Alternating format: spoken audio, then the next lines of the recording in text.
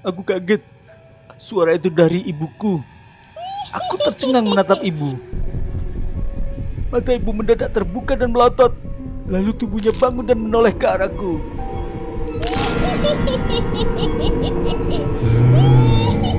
Sebelum nonton, jangan lupa klik subscribe dan loncengnya ya.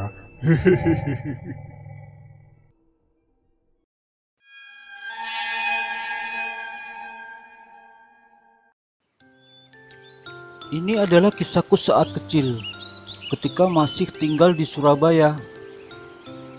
Waktu itu umurku sekitar 5 tahun dan aku adalah anak tunggal. Bapakku bekerja sebagai tentara yang saat itu harus berangkat ke Jakarta karena ada tugas dinas. Malam itu, seperti biasanya, ibuku selalu membacakan dongeng dan aku selalu tertidur di tengah-tengah dongeng. Entah berapa lama aku tertidur. Tiba-tiba aku terbangun. Aku sempat kaget karena bapak tidak ada. Tapi aku cepat tersadar.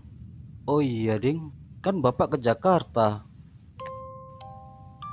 Aku melihat ibuku yang tidur pulas. Aku ingin tidur lagi tapi susah. Mataku menerawang di setiap sudut kamar yang gelap. Karena tiap tidur malam, lampunya memang selalu dimatikan.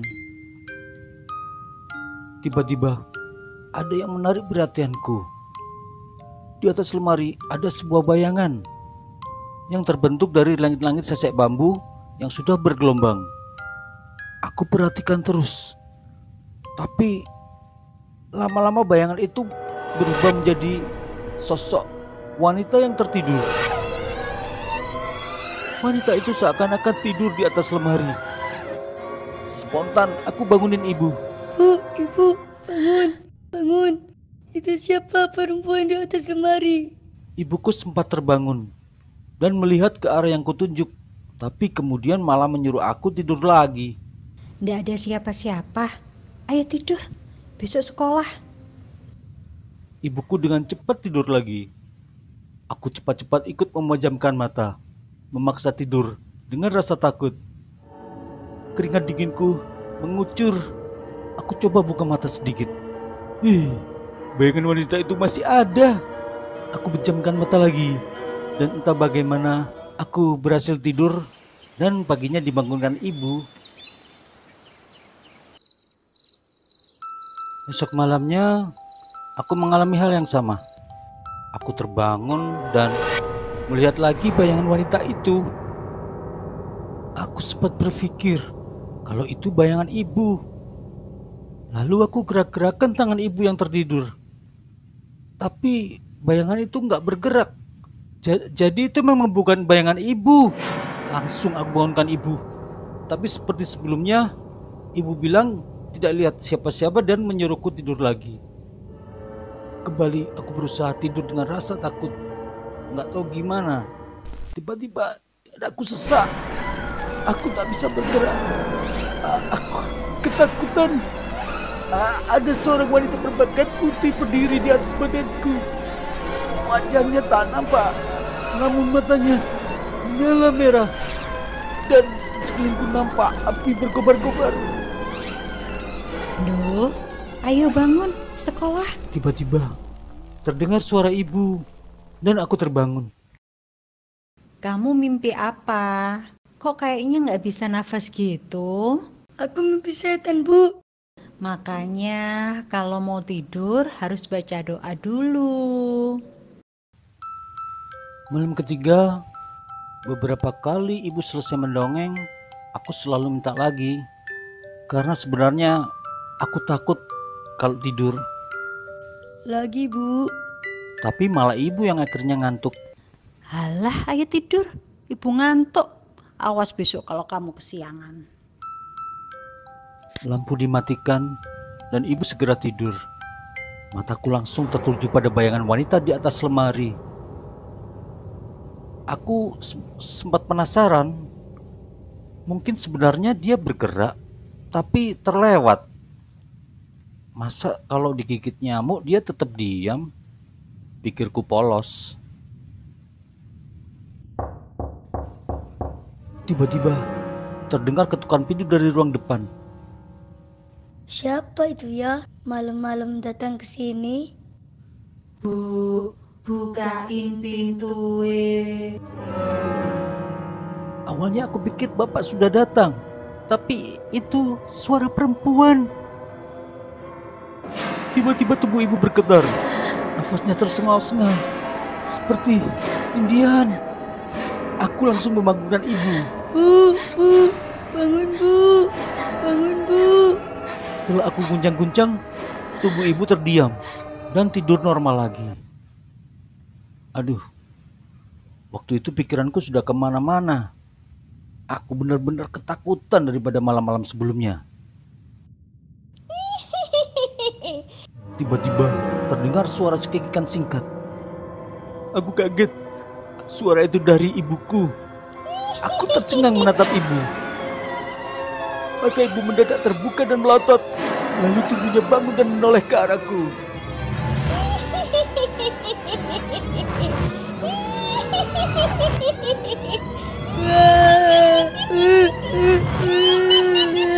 Aku langsung nangis. Kemudian tubuhku terasa ditepuk-tepuk. Bangun. Ayo bangun. Itu suara ibu. Aku membuka mata. Ibu tercengang melihatku. Kenapa kamu? Kok sampai nangis kayak gitu? Mimpi setan lagi? Aku belum bisa menjawab. Tubuhku terasa menggigil. Gak enak badan. Loh, kamu sakit, Nak? Hari itu aku tidak sekolah. Setelah ketakutanku mereda, aku ceritakan apa yang terjadi pada ibu. Ibu merasa heran karena ia sempat bermimpi ada tamu perempuan yang datang ke rumah. Bu, bukain pintu. Kenapa suara dalam mimpinya bisa terdengar oleh aku ya? Ibu lalu nelpon bapak, cerita tentang yang aku alami. Waduh, ya sudah, nanti Mbak Sarip aku minta ke rumah. Mana Endo? Endo, cepat sembuh ya nak. Bapak masih kerja, belum bisa pulang. Nanti bapak bawakan oleh-oleh buat Endo. Asik, terima kasih pak. Siangnya Mbak Sarip datang. Setelah ngobrol beberapa saat sama ibu, ia segera menengok kamar kami. Di sana kemudian Mbak Sarip menengok ke atas langit-langit lalu kemat kamit. Aneh, langit-langit sesek bambu itu tiba-tiba bergerak sampai kapurnya rontok dan terdengar jeritan wanita kesakitan.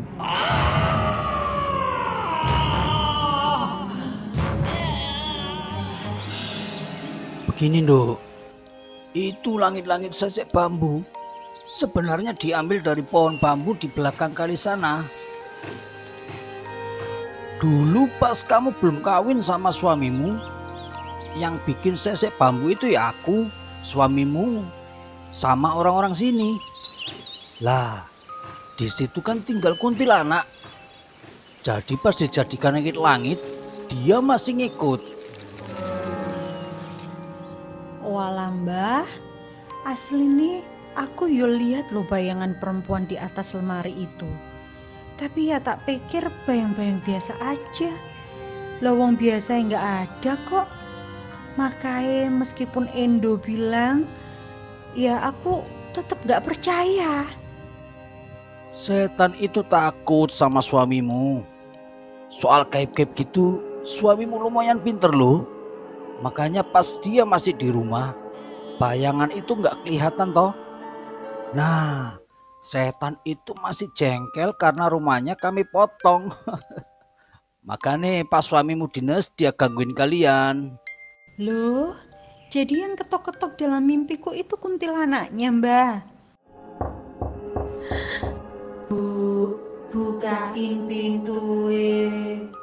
Ya nggak tak bukain, wajahnya serem gitu kok.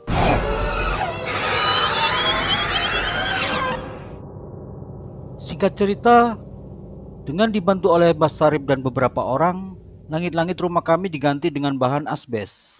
Lagian itu langit-langit memang sudah rusak dan waktunya diganti. Sejak saat itu, tidur malamku pun kini jadi berkualiti.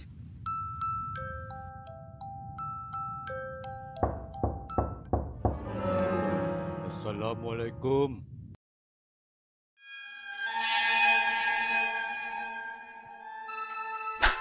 Hei, mau kasih tahu. Channel Rizky Replay sudah ada fitur membership loh. Untuk cek fiturnya tinggal klik join atau gabung ya. Terima kasih dan selamat menonton.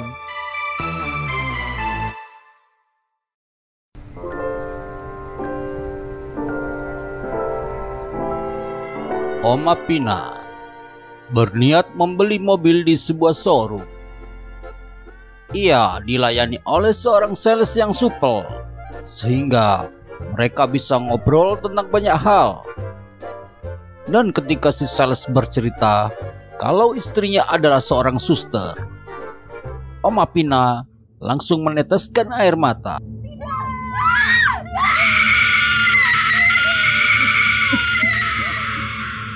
Loh, Oma, ada apa kok tiba-tiba menangis? Aku jadi ingat Maria, teman karibku saat aku masih menjadi suster. Pada pertengahan tahun 70-an, kami bertemu saat sama-sama sekolah di sekolah perawat kesehatan. Sejak itu, kami menjadi akrab. Maria pernah cerita bahwa sejak kecil ia sudah mempunyai cita-cita menjadi seorang perawat karena terinspirasi oleh bapaknya yang bekerja sebagai mantri kesehatan. 3 tahun kemudian kami lulus dan kami sama-sama bekerja di rumah sakit Karangmenjangan. Bekerja di rumah sakit itu adalah impian kami sejak masih sekolah. Dan ketika kami keterima bareng, rasanya senang sekali. Sejak kita kerja di sini, lift ini sudah macet-macet kayak gini kan ya? Iya, banyak teman-teman yang mengeluh juga.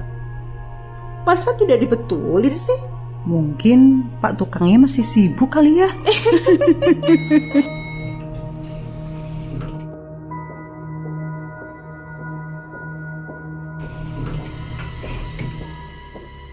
Beberapa bulan kemudian, Maria berpacaran dengan Tony, teman kerja kami juga. Beruntung sekali Maria bisa bersama laki-laki idamannya.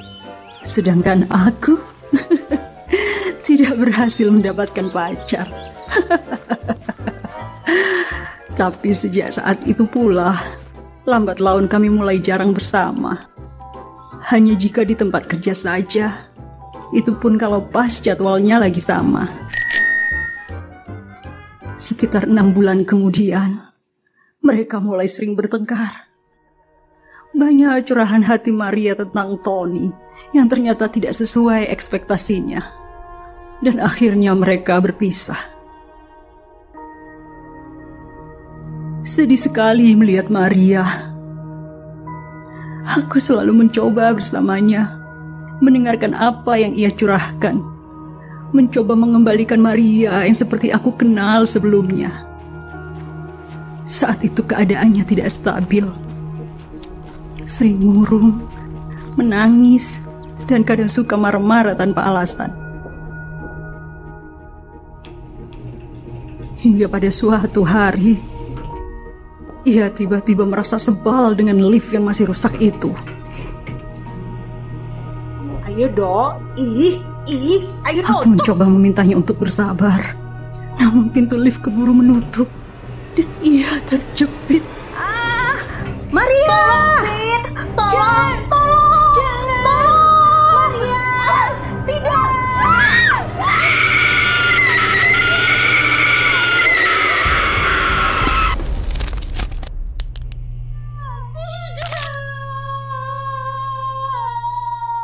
Aku berusaha menolongnya, tapi sia-sia. Hah?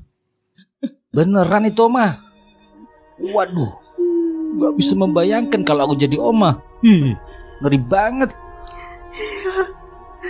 Sangat mengerikan. Aku bahkan dicutikan seminggu untuk memulihkan traumaku. Malah sebenarnya aku ingin keluar kerja dari rumah sakit itu. Tapi selama cuti, aku selalu mimpi didatangi Maria. Di sana ia nampak cantik sekali. Ia selalu bilang bahwa ia akan menemani aku kerja. Ia akan tetap menolong orang-orang dengan caranya sendiri. Dari situlah aku mengurungkan untuk keluar pekerjaan. Karena aku merasa harus menemani Maria di rumah sakit itu.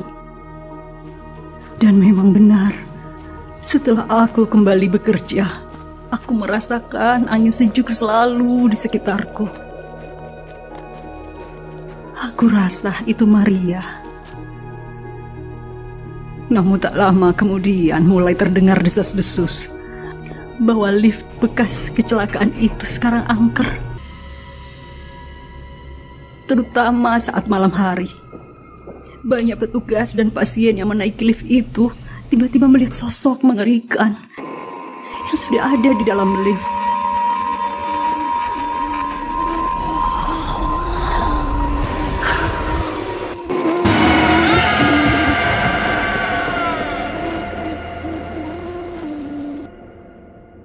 Sebenarnya kejadian itu sudah terjadi saat malam pertama sejak kecelakaan.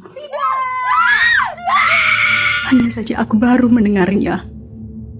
Aku merasa dongkol ditanya ini itu oleh orang-orang.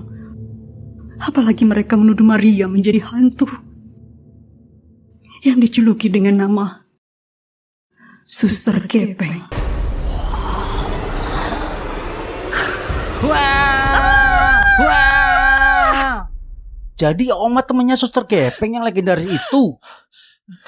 Astaga Mas, aku sampai kaget. Maaf Oma, ini aku bener-bener excited. Terus gimana ceritanya? Apa selain mimpi Oma pernah temui Suster Gepeng? Maksudnya Maria? Tidak sih. Pada suatu pagi, ketika aku memberikan obat ke pasien itu bilang bahwa sekitar pukul 3 dini hari ia sudah diberi obat oleh seorang suster. Aku heran karena tidak ada suster yang memberikan obat jam segitu. Pasien itu bilang dari nintiknya suster itu bernama Maria. Aku semakin sedih. Lalu aku putuskan untuk keluar dari rumah sakit.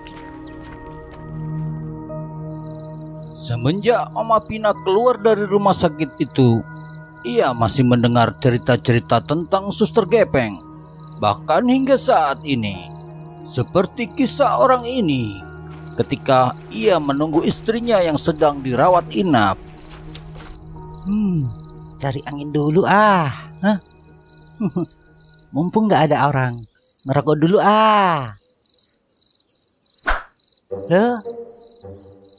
Loh, hari lagi. Misi, jangan injak rokok.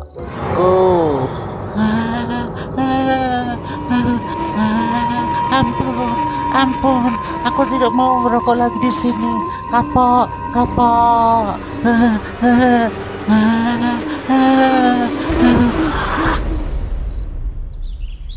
Maria, kalaupun Suster Gepeng itu adalah kamu sudah melakukan hal baik, mengingatkan orang-orang supaya tidak celaka seperti kamu.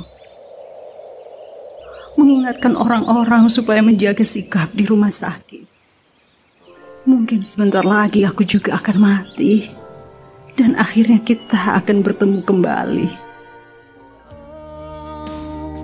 Sampai jumpa kawanku, semoga kita selalu.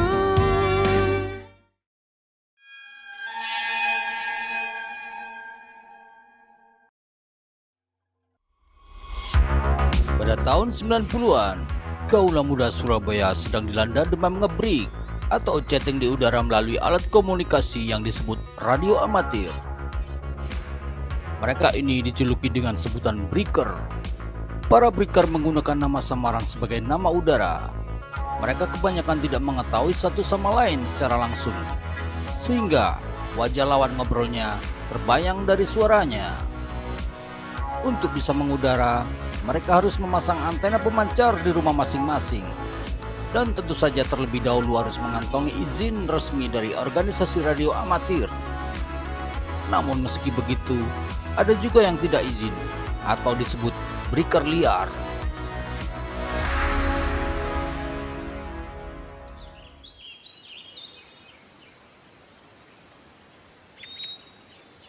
Mbak, sudah saya perbaiki. Saya yakin nanti suara radio amatirnya Mbak sudah bisa jernih. Terima kasih ya Pak. Berapa biayanya? Oh, nggak usah Mbak. Itu sudah tanggungan dari saya. Tanggungan dari kantor. Kontak. Break. Roger.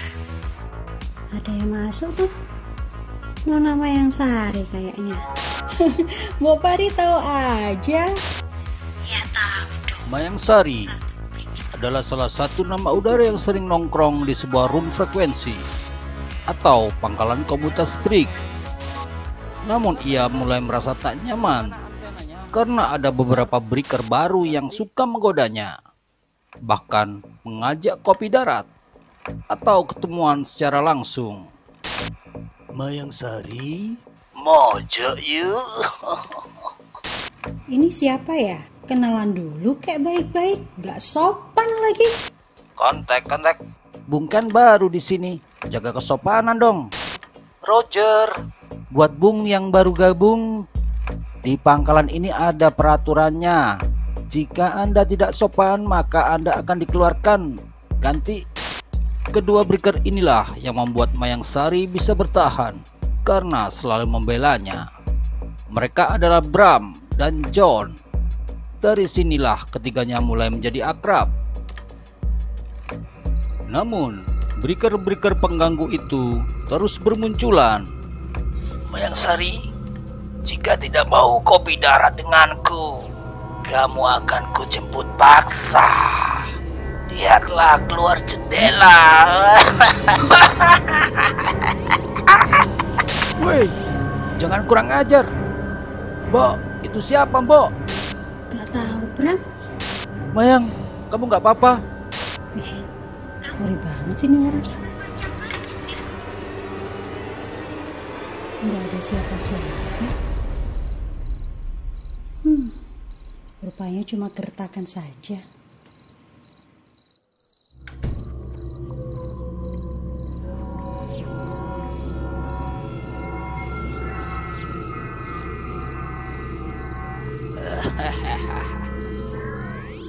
Dari beberapa kejadian itu, komunitas break mereka pun sementara dihentikan. Mereka akan menyeleksi siapa saja yang boleh bergabung, terutama yang sudah resmi. Karena sebelumnya, breaker-breaker liar pun masih boleh masuk. Selama proses itu, beberapa anggota komunitas mulai membuat kelompok-kelompok sendiri di frekuensi khusus. Seperti juga halnya dengan Mayangsari, Bram, dan John. Sebulan telah berlalu, namun belum ada kabar lagi dari komunitas break mereka. Selagi menunggu, ketiganya pun sempat kopi darat sekali, dan itu adalah pertama kalinya mereka bertemu. Selanjutnya, tetap dilanjutkan di udara. Mayangsari nampaknya sudah terlanjur nyaman ngobrol dengan kedua temannya. Ia seakan sudah lupa akan komunitas selamanya. Apalagi di sana terlalu banyak breaker yang ia sebenarnya tidak terlalu kenal.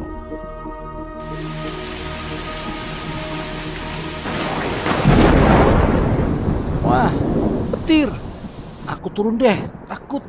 Cheerio. Mayangsari dan John bilang kepada Bram bahwa mereka akan menyusul turun sebentar lagi.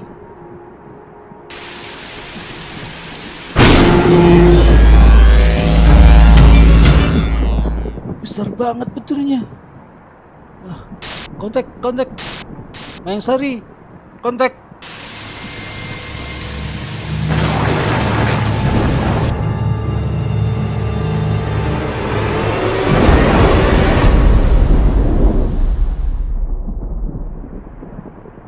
Kontak. Mayangsari. Sudahlah. Mungkin ada gangguan. Tidur aja ah.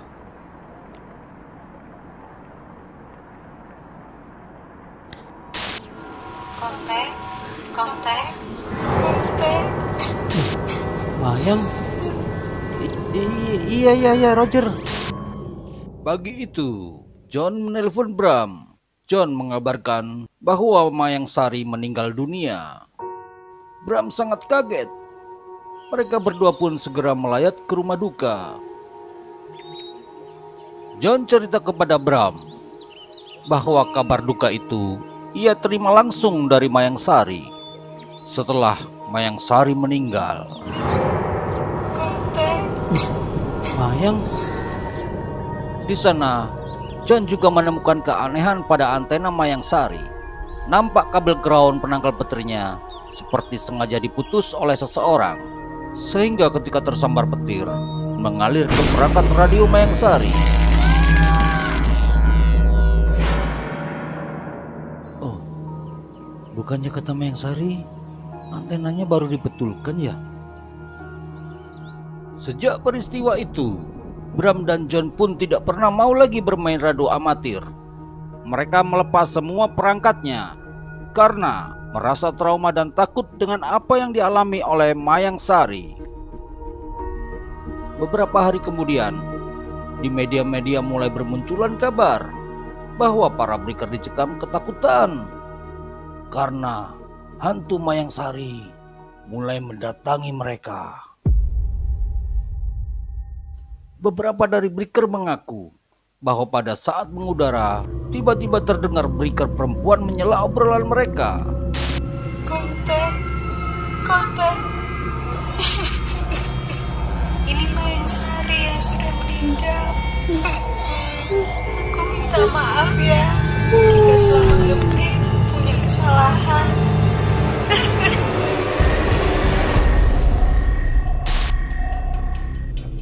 Lama-lama John tak tahan mendengar kabar hantu Mayangsari. Ia kemudian mengajak Bram untuk menyelesaikannya. Malam itu, setelah perangkat radionya dipasang lagi, ia segera masuk ke frekuensi acak. John, aku sebenarnya takut. Shh, Bismillah. Kontak Mayangsari, dimanapun kamu berada. Ini John dan Bram. Alah, jangan sebut nama aku tah. Shh. Mayangsari, ampun Mayang, jangan menampakkan diri pada kami, ampun. Bram, apa kamu gak kasihan sama Mayang? Iya sih.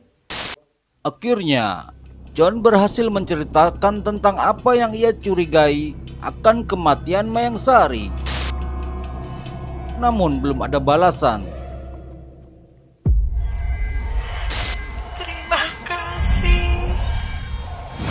Wah, kamu dengar itu, John? Hah? Apa? Gak dengar apa-apa aku. Ih, segan gundul bebe. John, jangan ditinggal, John.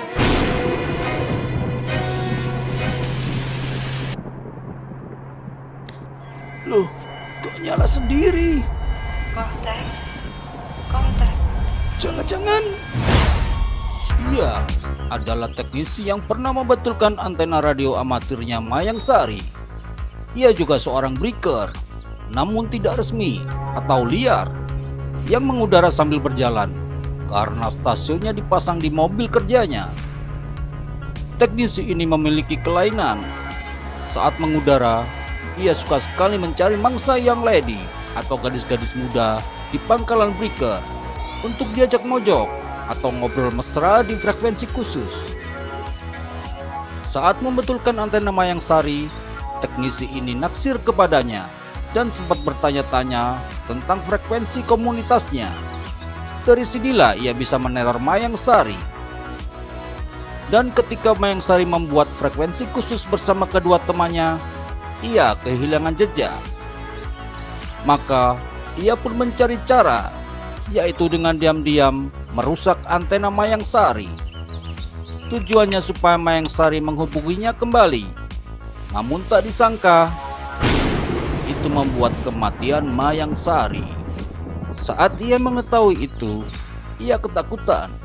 Apalagi ia mendengar berita tentang hantu Mayang Sari, sehingga ia tidak berani bermain brik lagi. Inilah yang menjadi kecurigaan John, yang kemudian ia sampaikan ke Mayang Sari. John berharap jika kecurigaannya benar, mungkin arwah Mayang Sari bisa tenang. Maaf, aku tidak bermaksud mencelakaimu, maaf. Kasihan.